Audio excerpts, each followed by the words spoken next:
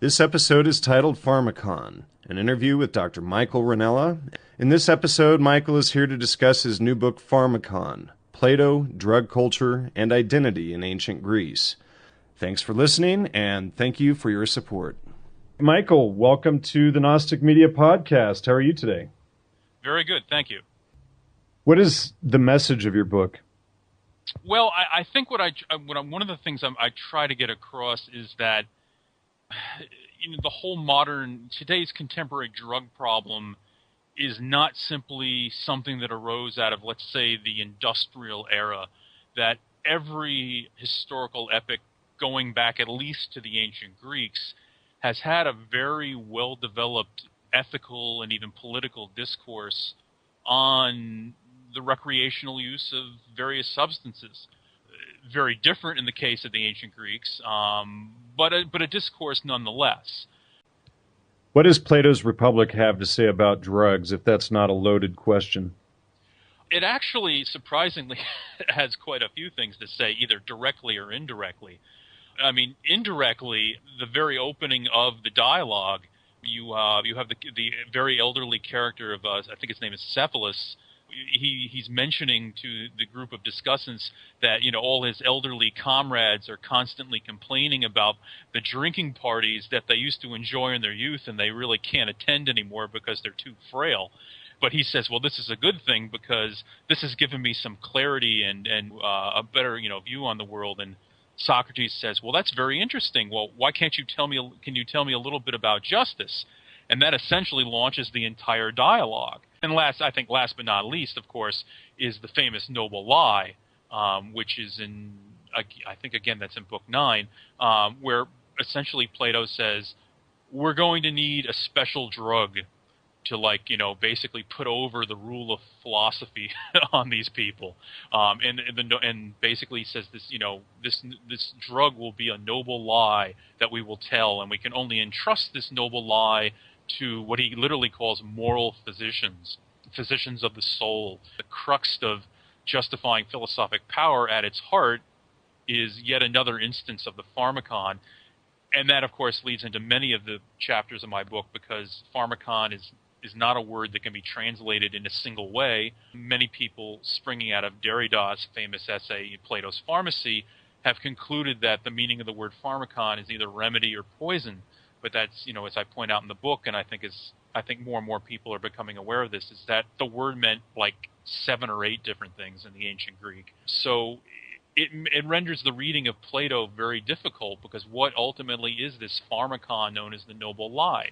Is it a remedy? Is it a poison? Is it a cosmetic? Is it artwork? I mean, the questions multiply the more you look into it. Because in a way, it seems like a lot of what he's writing is to maintain the ideal polis for the aristocracy, for the elite class, and to keep them in power. Yeah, I can see where you're coming from, absolutely. Although, if you read the book, you might think I'm, a little harsh on Plato, but I think by the time I, reached the very end of the journey of writing Pharmakon, I felt a degree of sympathy for Plato. I think his desire to bring some sort of order to what was a very, dangerous and chaotic world, can be viewed sympathetically, but something, I sort of imply in the conclusion, something tragic happens, something bad happens, and the bad thing is that Plato is so concerned with reestablishing order in society that he essentially, for example, in the laws, he jettisons what you would call a temporal understanding of history. He wants to freeze history in one moment in historical time, because if you do that, then there's no danger of flux and change and disruption and disorder and all those things that are so upsetting to him. And the solution that he comes up with, I think, is an unfortunate one, because you can never freeze history in the way he wants to freeze it.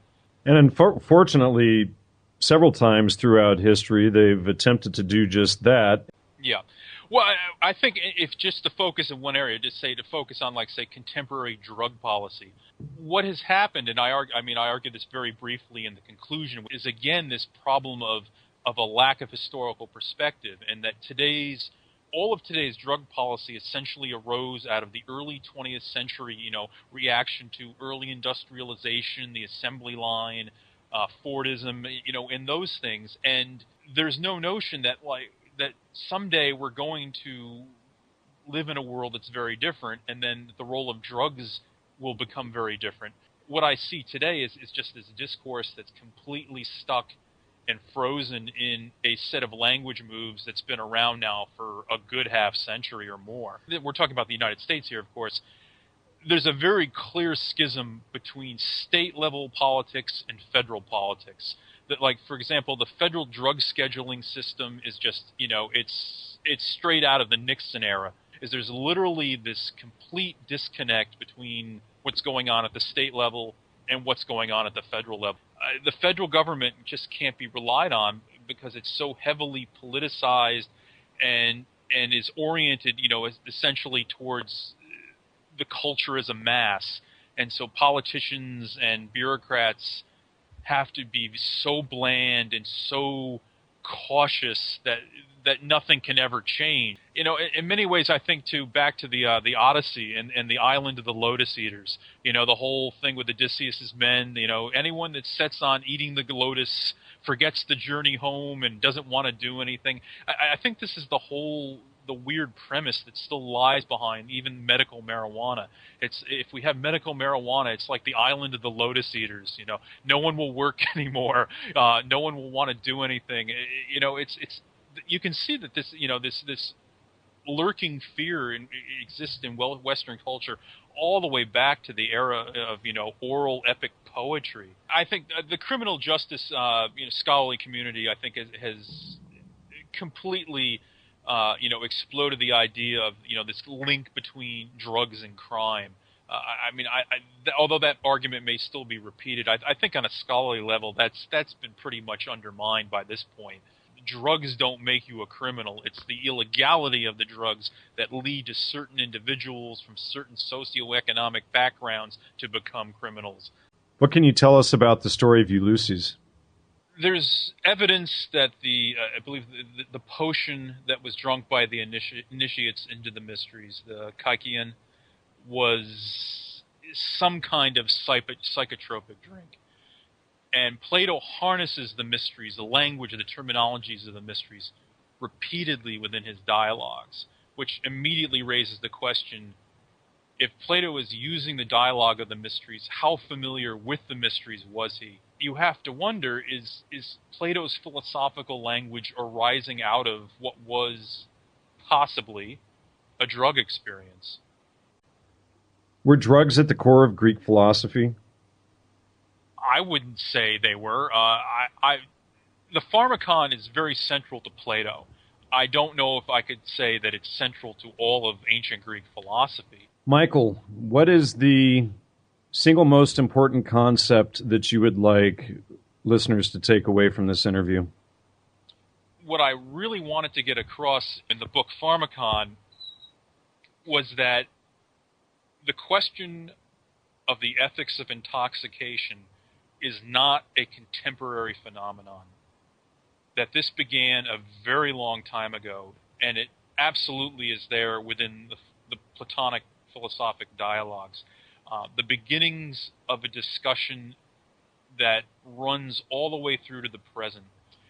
The title of the book is Pharmakon, and the subtitle is Plato, Drug Culture, and Identity in Ancient Athens. All right, Michael, thank you so much for taking the time to present your research. Thank you very much. It's been a pleasure.